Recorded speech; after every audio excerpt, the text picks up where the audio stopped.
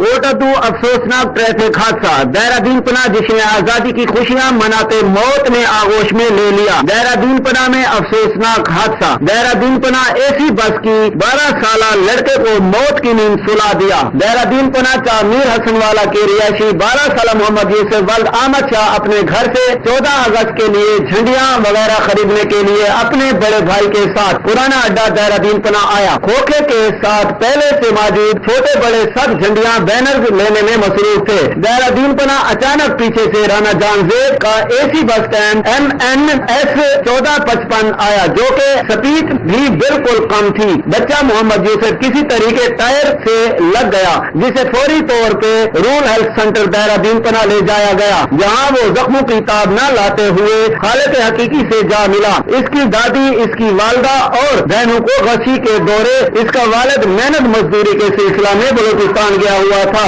और bus driver मौका से फरार हो गया। पुलिस ने बस को अपनी तावील में ले लिया। कैमरा टीम के साथ मोहम्मद याकूब, राज न्यूज़, कोट अडी।